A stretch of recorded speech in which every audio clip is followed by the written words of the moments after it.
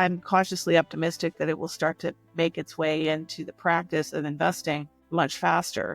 But cautiously optimistic because I also think we don't have as much time as we thought we did. So that behavioral change about how investment happens has to happen faster. And the public dollars, need to be used more efficiently. Welcome to the New Enlightenment podcast from Adam Smith's Panmure House. I'm Adam Dixon. Today, I'm joined by Stacy Swann. Stacy is founder of Resilient Earth Capital and formerly Chief Executive Officer of Climate Finance Advisors. Stacy previously established and was head of the International Finance Corporation Blended Finance Department and has also held senior and executive positions with the U.S. Department of Treasury. Stacy, welcome to the New Enlightenment. Thanks for having me, Adam. Pleasure to be here. Let's talk about COP.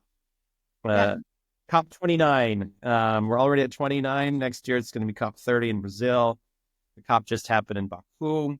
And so in the media, it's what is climate finance? And I think there's a lot of people that are asking themselves, what happened in Baku? Was it a success? Was it a failure? What is climate finance? Maybe just start there. What is climate finance? What do we need to understand about what's going on? Yeah, so we can certainly talk about COP, this year's COP and past COPs, and we might get to touch on some of them over the course of our conversation. But climate finance, that as a term, has also evolved in its meaning over the many years that we've been having COPs, right? It used to be that climate finance was defined very specifically and very narrowly around the specific amounts of development aid that were given for climate-related purposes, investments, through the multilateral system, potentially also bilaterally from certain developed country governments. And that was a very narrow way to define what quote unquote climate finance was. Call it 20 years ago, right? So climate finance, as it was originally articulated by the international development community, was very specifically about that incremental additional development aid, something called ODA, that governments were giving to countries to help with their climate agenda. It has evolved over the years, and it's partly evolved over the years, it being the definition. It's partly evolved over the years because public balance sheets are insufficient to address the climate crisis. And these development dollars, or these government dollars used for development aid tagged for climate, needed to be leveraged. So if you go back to, call it 2007, 2008, 2009, the definition of climate finance started becoming a little bit more blurry. And coincidentally, this was also at the same time that blended finance was starting to take off as an idea.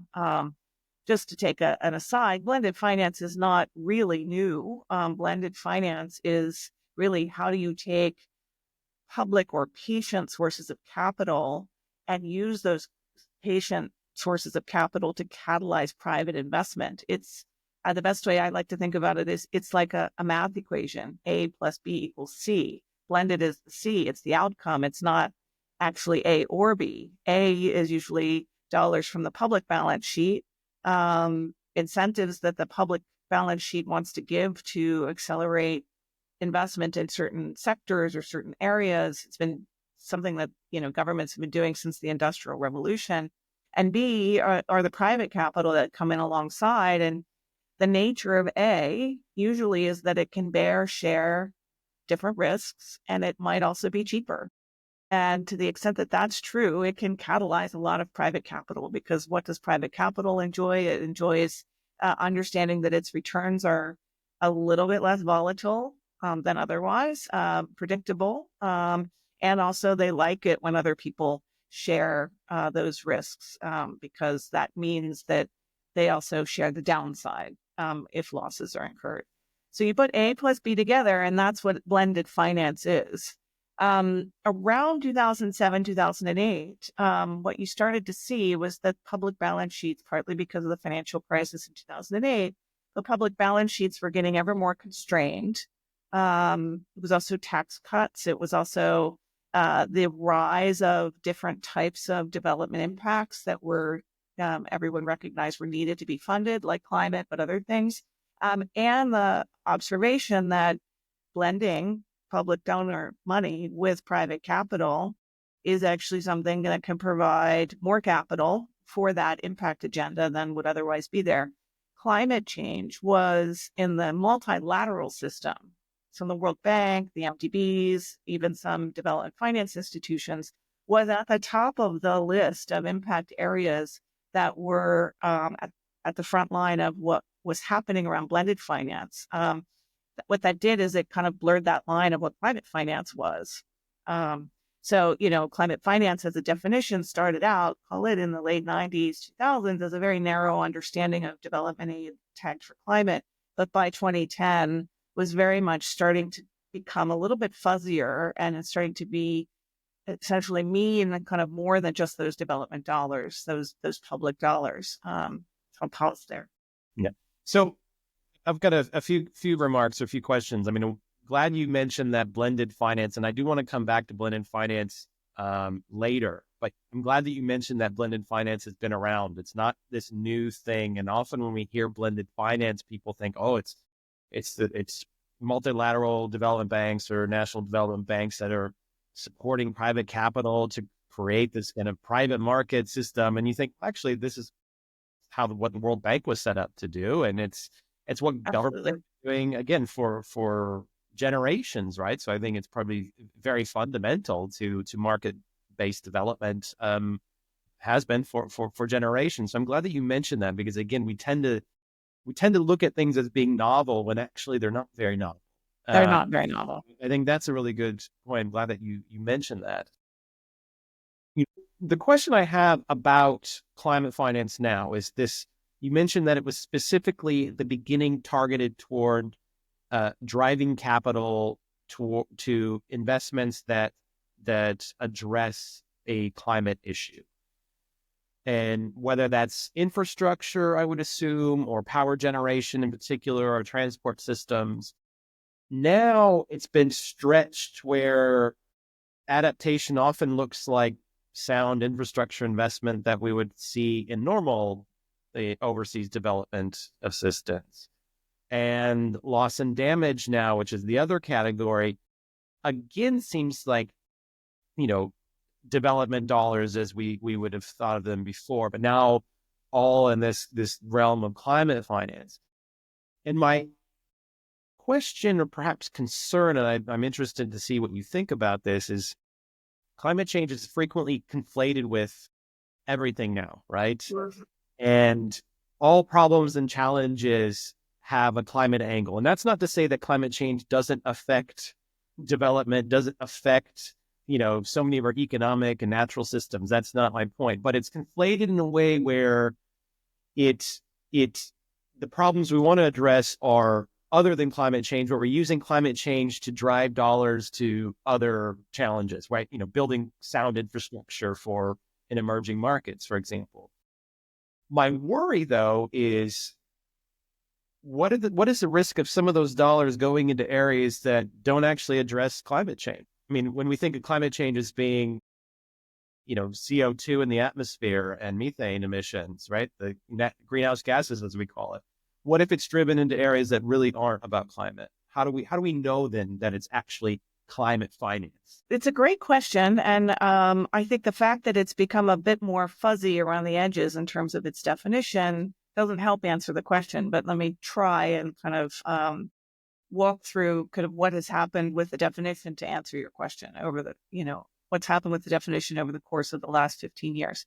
So, roughly around 2010, 2012, this idea that you would take some public capital and catalyze private investment for different types of impact areas really took hold. And the drivers for that are many. One was the financial crisis of 2008, but the other was that the development finance institutions, IFC being one of them, were starting to put into practice the concept of taking these public dollars and structuring them in private investments more systematically than had previously been done prior to kind of roughly the end of the 2000 knots, most of the work that was being done either with climate finance designated funds through MDBs or with catalyzing private sector was done in the public sector arms of these institutions. So, for example, the World Bank's public sector arm, IBRD, would give money to a country to do X infrastructure project, which had private investment, but the money came through the public side of both the institution of the World Bank, but also the government to set up the infrastructure. And by 2010, 2012, there was more practice among IFC, EBRD, Asia Development Bank, even some of the DFIs, where they were taking those funds and doing private sector investment, not through the public side of it. And that's pretty important because another pretty important nuance of development finance, ODA finance, and the patient parts of those dollars, many of which were climate finance tagged.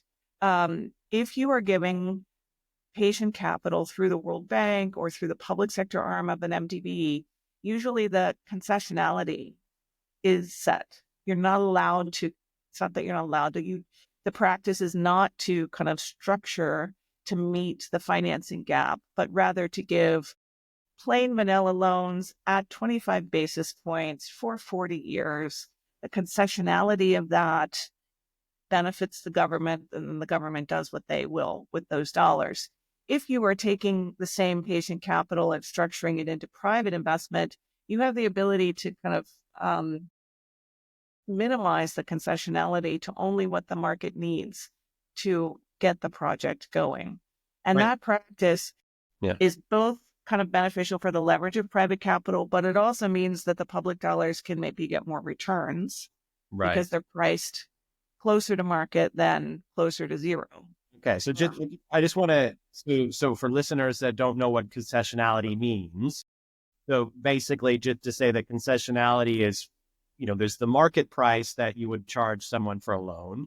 The concessionality is effectively the discount that you would take off of that because you want to give them a cheaper deal, because that's where the development comes in. And you want to incentivize, right? Incentivize, right? But but what you're saying is effectively the shift towards through the public sector arm, that concessionality is kind of picked out of the air and sort of decided on this. Whereas then with the private sector, it's like, wait a minute, we have enough information to get a better return for the taxpayer, if you like, because we're looking more at market dynamics. Is that how it worked? Would never say picked out of the air, and nor would any of our public sector colleagues from those development finance institutions. No, the concessionality from a public sector lending perspective, you're absolutely right to kind of identify the market rate and zero as your kind of area to play. But the concessionality on public sector is usually a price just above zero. That price is for, it's usually set, but different MDBs have different practices, but it's usually set by some conversation with government borrowers of the global south who are receiving money from those institutions. Oftentimes it's 25 basis points over, above kind of market, above LIBOR or SOFR at this point. And it is set that way for periods of time. So the next 6 months, 12 months, 2 years, we are going to be giving our public capital this price. And the concessionality is this price, is the difference between this price and market. Now, remember, in a lot of these countries, interest rates are really volatile. Sovereign ratings are high for a lot of these countries. That is usually the floor for private investment spreads, not the limit. So a 25 basis points for an example, for a 25 basis points public sector loan is pretty attractive in a place where you might have 10, 15, 20% interest rates. So that's the concessionality of public lending in the development finance world. And it hasn't really changed much over, the 25 years that climate Plain, finance. the plain vanilla development finance world, you mean? Yes. Yes. Yeah. And I Yes. didn't mean to denigrate those that are, Yeah. more an exception picking out of the air. I know there's a lot of kind of work that goes on, even political negotiations that goes That's and on. that's really the point. I mean, that it's not in a vacuum. It does sit in a context of macroeconomic issues. The IMF is usually involved. But it is very much kind of close to zero as a intended kind of way that the public lending is supporting economic growth, right? In the shift to through DFI or the development finance corporations to get private sector, and that's where the private market logics come into the provision, right? That's and how novel would you say that is? Because in some in the kind of critical academic sphere would call that the Wall Street consensus, where he moved into this very market driven development form. How accurate is that, or how where's the novelty, as it were, in this? So the principle behind starting at market and working backwards to price in the concessionality for blended finance for climate for private investment, starts with your economists who don't like market distortion, right? If you over subsidize something, give it more than what it needs to kind of actually happen, then you could prevent disincentives for growth and competition and things like that. So the principles for deploying these types of concessional capital and blended finance structures, again, started with climate change in the DFI world in the 2000s and post 2010. Really started with thinking, what's the market rate? How can I work backwards, price discover what it is to get that investment financially closed? It's market discovery as much as anything else. And that is a benefit worth providing or an incentive worth providing. But if you incentivize too much or you kind of over subsidize, then you might distort the market. So that's the principle behind kind of pricing it from market backwards as opposed to from zero upwards. Right. The other kind of principles around, deploying blended finance that were developed roughly in the same time period, one is consistent with many of the development finance institutions' concepts of additionality, right? Their money or this climate finance money blended this way shouldn't crowd out other sources of capital, right? So that's an important one. The concept that it leads to sustainability is one that's not just about environmental or economic sustainability, but also that whatever you're investing in with the private sector can be commercially viable at some point. So you are giving kind of an implied subsidy because you're giving a discount on the term or the tenor or you're going subordinated or whatever you're using in your basket of levers to provide that concessionality, but that this demonstrates to the market that X can happen and future investments of a similar nature could actually be more commercially viable with less incentives. And then, obviously, because, the sources of blended finance for climate change, sources of concessional capital for climate change that were blended were public dollars. This goes back to our kind of initial discussion of what climate finance is, but they all started as public ODA or additional money like ODA dollars. They needed to be fully transparent. In a number of countries, there's a little bit of a concern that funding private investment or the private sector actually can lead to a lot of shenanigans. So running these funds through development finance institutions, doing it to catalyze private investment also came along with these principles of, having full transparency around them, how it was used and what structures for how long to what counterparties, that kind of thing. So, I want to come back to climate finance, but because we're on the topic of blended finance, and I would say you were one of the pioneers, if you like, of the field, having set up the department at the International Finance Corporation, which, for listeners that don't know, the IFC is the private sector arm of the World Bank. And so you're already in a private sector kind of context through the IFC, but then you're doing How is it? I guess the question is, how do you set up a blended finance department in something that by default is blended finance? Isn't it kind of setting up the IFC within the IFC, or what's the difference? And then tell us a bit more about that experience and context. Yeah, what a great question. And I can understand why people from the outside might perceive it to be kind of, oh, IFC should be doing this on their own balance sheet. Right. So, first of all, if you ask IFC and the investment officers on IFC and the board, the management, and then the board of IFC, which is the board of the World Bank, they will acknowledge that their role is to provide investment to catalyze private investment in emerging markets. But they like to do that on as commercial as possible terms for their financing. What they bring along with their financing are additional, let's call it attributes of getting money from an institution like the IFC, which are very high performance standards on environment, social, and governance issues, very deep diligence around know your client and integrity and things like that for the counterparties. And IFC, as part of the World Bank Group, brings a bit of a halo effect to emerging markets in terms of its ability to, withstand downturns of, those economies if things go poorly. Just by virtue of who IFC is and what it has in terms of the, additional bells and whistles around its diligence and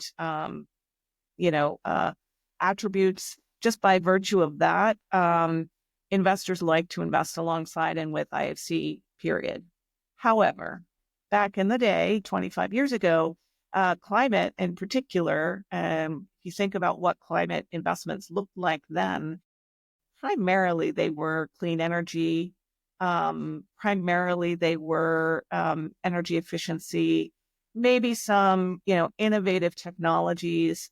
And those investments, circa 2003, 2004, 2005, were not cost competitive with business as usual on the energy side.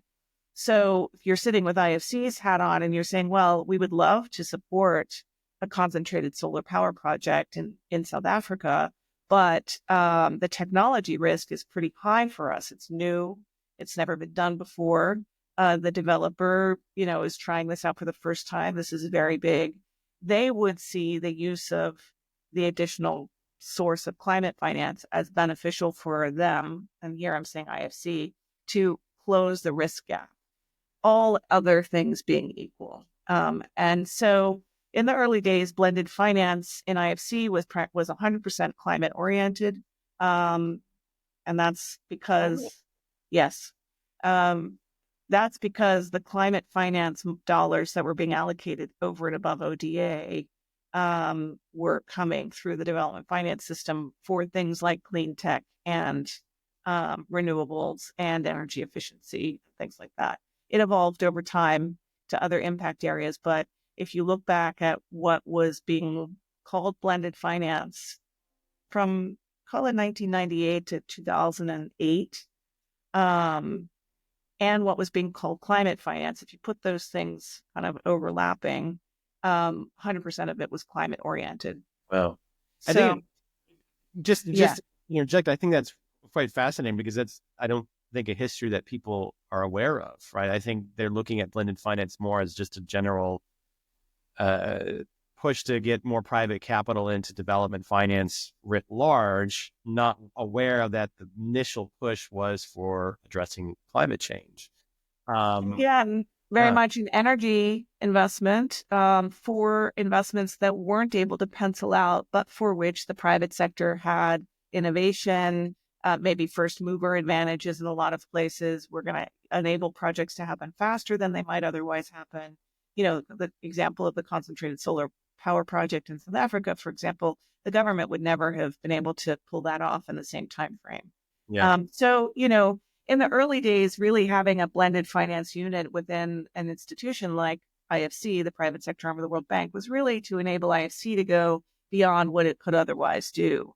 Now, what's happened over time has made your question a little bit more interesting because, costs have come down for a lot of technologies. At least on paper, many of them are cost competitive, which is different from being profitable, which is Right. very important.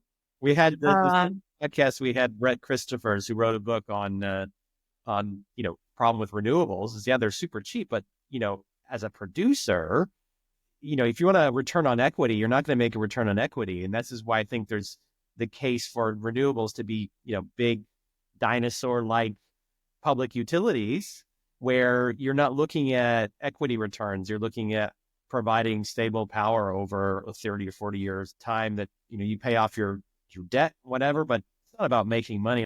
well, the other thing that's happened, and that may be a different podcast, but the other thing that's happened, because it's a very interesting question to unpack. But the other thing that's happened is the time horizon for addressing climate change has gotten much, much smaller. Mm-hmm. What we thought we needed to do even in 2015 and the time frame we thought we had to do it is completely different in 2020. And so this might kind of open up the aperture here from what was, accelerating investment in clean energy faster than the markets were doing it in the global South in the 2005, 2008, 2010 timeframe into what is now like entire economies need to change, not just the energy transition, but we have now locked in. I mean, I think the latest numbers I'm seeing, but we'll see, is that this year, 2024, might surpass 1.6, right? And that's the Copernicus model. We're warming pretty fast. Our ability to kind of withstand that, not just from a human perspective, but from a physical real asset perspective, is going to be challenged much faster than I think we otherwise thought. And therefore, the value of the public dollars to catalyze investments fast is pretty important. And the need to do that with an all of the above approach is also pretty important. And I think that might go into some of your comments about, isn't blended finance just capturing kind of things for the private sector that might or ought to be more in the public realm. My own view is it's all of the above fast. Right. Yeah. And we can look at the kind of use of public dollars across a spectrum and allocate them around things that are have the potential to be more commercially viable or private sector led versus those that aren't and absolutely need public balance sheet support. And that exercise absolutely should be happening, but it can't be that it's one versus the other because we won't get it done. No. But I think there's also something to be said about, often we hear that, oh, we've not done anything, we've not been trying, but actually we've been trying for a long time. Even though it's gotten warmer, we've actually made quite a bit of progress, right? So there's a lot of development happening in the global South towards shifting away from fossil fuels. There's a lot happening in rich countries as well. I mean, we need to recognize that, carbon emissions are going down in the OECD countries. China is still going, but it will likely go down. India is another that's going up, which is a problematic, but the pace of technological change is such that I feel I'm a bit bullish to say, well, we're not going back. And why would you not build wind turbines and solar panels and, nuclear is, I think, an important part of the mix. That's probably another conversation. But, just to say that we have been doing things and there has been efforts made in addressing climate change. It might not have been fast enough and big enough, but to say that we've, when Greta Thunberg said a couple of years ago, oh, it's just blah, blah, blah. And you think, wait a minute. Or even in this COP, right? The outcome, there was a lot of negativity. It's not enough money. It's not this. And it's like, yeah, it might not be, but to say that we're not doing enough, I think is wrong. Maybe I'm too optimistic, but I want to be optimistic. I don't think that there's, I don't think that there's a right or wrong perspective there. I think that the emphasis I would put on what you just said was that everybody needs to do their part. And the public dollars aren't sufficient. They must catalyze private investment. They must do their part to do that in a way that's the most efficient, right? My bee in my bonnet is when we use public dollars inefficiently, right? Which actually kind of, means we should be taking all the public dollars that we have, not just the climate finance ones, and making sure that they are, run through a screen of climate related risks, the economy to finance to et cetera, because that is the most efficient use of our public dollars domestically, internationally, global north, global south, given where we are on warming today. And the private investment community, commercial banks, private equity, infrastructure investors also should be doing their part to be identifying, assessing, quantifying climate related financial risks for their dollars. Because when you pull that together, you're using your blended dollars or your concessional dollars, you're blending them more efficiently. If your A is not doing that, but your B is doing that, your C is still inefficient. Okay. Is that, yeah? Because Here, both A and B need to think about climate related financial risks now in a completely different way than we did in 2005, 2008, or 2010. Back then, it was about proactively accelerating investment in something that had a pretty important public good. Now we have that plus managing risk and right, downside risk. right. So I tried to, be positive. You've been in blended finance for a long time. You've been a pioneer in it. You know climate finance backwards and forwards, up and down. Is it working or not? Right. So we started with kind of what's the definition, and we kind of still haven't finished a little bit because we can come to the COP discussions. The COP discussions did get as the definition started to get a little blurry. 2008, 2010, 2012. By 2015, we really had a successful Paris Agreement with a couple of footnotes that not very many people paid attention to, which drove this circumstance where some people thought $100 billion a year was public capital, and other people absolutely intended that $100 billion a year to include the capital that public capital mobilized, right? I think we're still there a little bit. It's becoming closer. But what this year's COP outcome, I think, still needs to work through is whether the 300 billion is all public and all grants. So now we also have this issue of debt sustainability and whether climate finance can be in the form of loans, whether that's fair in the context of accelerating warming. I like to put that number in the context of the $1.3 trillion number, which is the need. And then I look to put that number in the context of the entire financial system. So if you go back to what I said a couple of minutes ago, it's not just that the public dollars, whether it's this much or this much, are, being deployed efficiently in their price or their concessionality or their benefit, but also that the rest of the system is also thinking about not just the opportunity side, but the risk side. And I think if you do that, you bring this pie together as puzzle pieces in a much more cohesive way.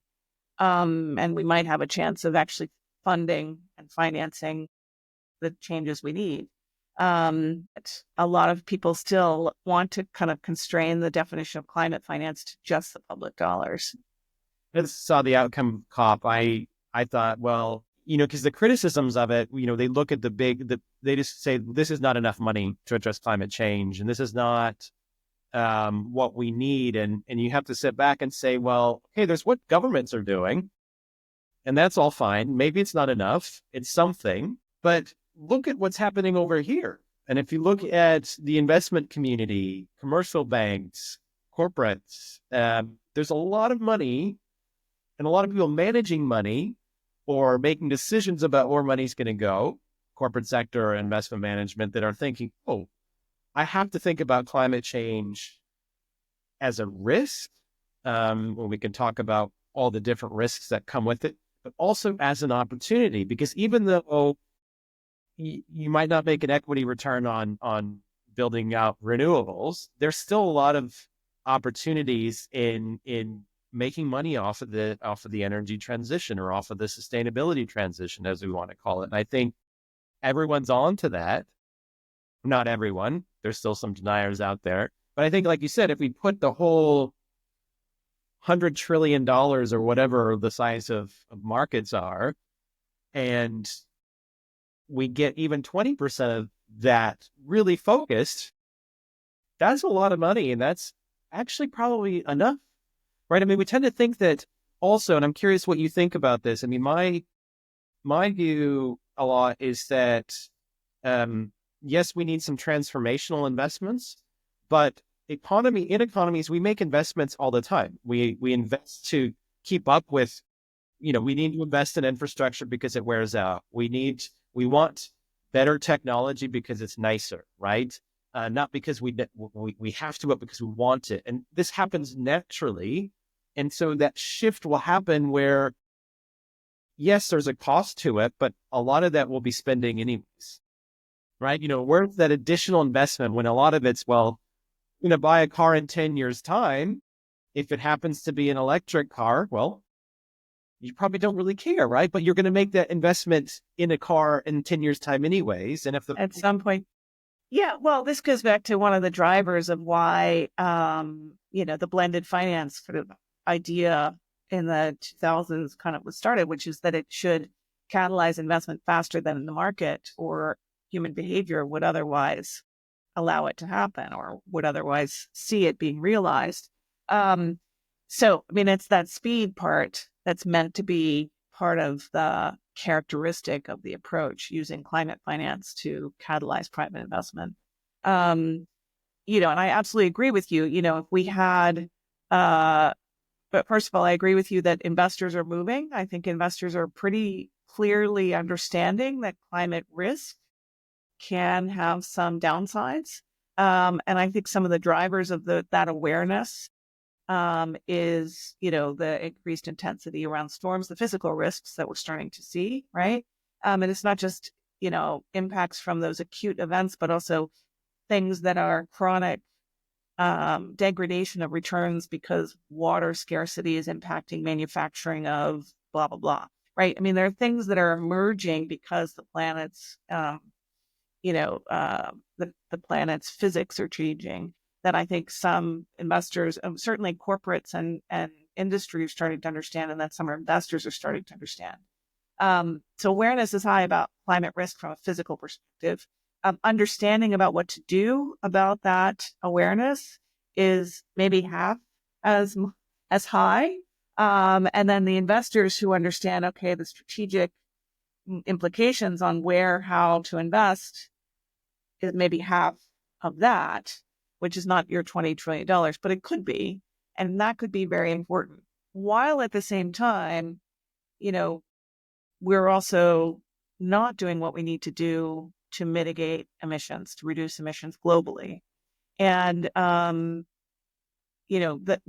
need to kind of, find the solutions to replace that, I think is as high as it's ever been, notwithstanding the fact that these businesses are penciling out from a cost perspective, notwithstanding the fact that there's, a lot more investment that's been going into renewables, and that they are accelerating around the world. It's not fast enough for the warming that's happening. And, I don't know how much more time we have. Because again, investing, either the public balance sheet or the private investment, all happens over a time horizon. And it used to be that we thought we had till 2050, and I'm not entirely sure that we still have that much time. If we're really locking in 1/6 this year, we had 1/6 this year, and it's locking in what it locks in. We could see 2 degrees in the 2030s, which would be, 15 years hot and 15 years ahead of time. Right. So we really, really need to figure out how to kind of accelerate that energy transition faster. Yeah. Faster.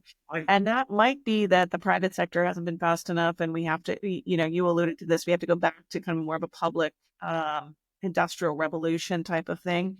But governments are around the world are kind of locked. Yeah. They are moving much slower than even they did 50 years ago, right? So, I don't know if that's the solution either. Well, it was mainly only on like public utilities, right? So it's more the let's not allow wait for the market to do it because the market doesn't see the risk return profile. It's more the long term patient ownership that I think is important. But the one thing I'd like to ask you about is, I mean, you sort of mentioned this, is that there's a focus. What's the risk that all those climate dollars just go to climate finance dollars and interest, an awareness of risk goes just to the adaptation, right? At the expense of mitigation. Because you can make the argument that, well, a lot of climate change is baked in. Fossil fuels are a really great source of energy and heat and all these things and industrial processes. And we're better off just adapting to climate change rather than actually mitigating it. How do we prevent that argument from kind of taking over? Because like you're basically saying, well, we need to leave a lot of it in the ground, or what we do burn, we need to sequester the carbon somehow. We need to, properly actually mitigate it. But because you can imagine a lot of the tension being put on the adaptation side. It's like, well, okay, I'm an insurer, and I think, well, I'm not going to insure homes in Florida because, well, they have hurricanes to begin with, but there's a lot more hurricanes, and just not going to do that, Yeah. So how do we ensure that then mitigation is actually where the climate finance dollars are going to? Yeah. So I'll take a step back and take us back to kind of what are these dollars in their origin anyway? They are from the public balance sheet, right? It's ODA. Climate finance is additional to ODA, but it's development dollars that come from an appropriation or an allocation from a government to be given into the system. And those dollars also need to be allocated pretty efficiently, right? You wouldn't want those dollars to go to something that does have the potential to have private investment, or you would want fewer of those dollars to maximize more of the private investment, right? So you put that on a spectrum, and when you look at that spectrum vis-a-vis different types of investments that help with the mitigation agenda and different types of investments that help with the adaptation agenda, you can start to pull out things that are more appropriate for crowding in private capital. And I don't think it's a mitigation versus adaptation alone question.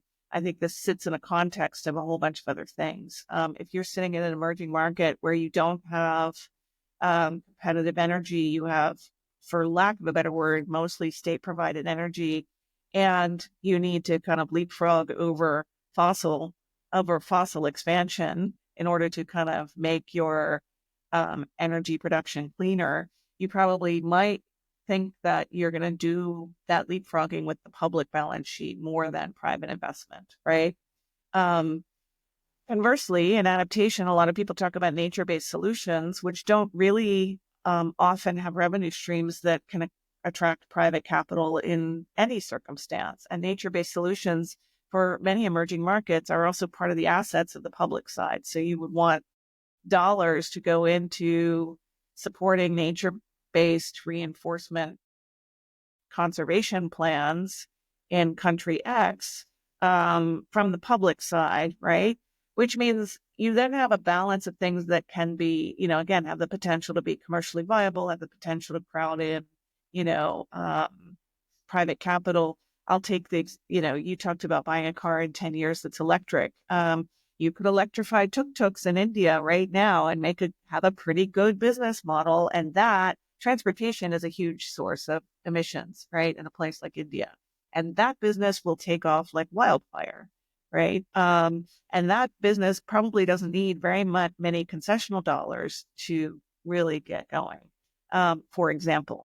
So there's different ways to think about this. And you think about it both in the context of a country, but sector by sector, how the services are provided by the sector, also what the context of the private investment is already doing there, and then thinking about how your dollars are allocated.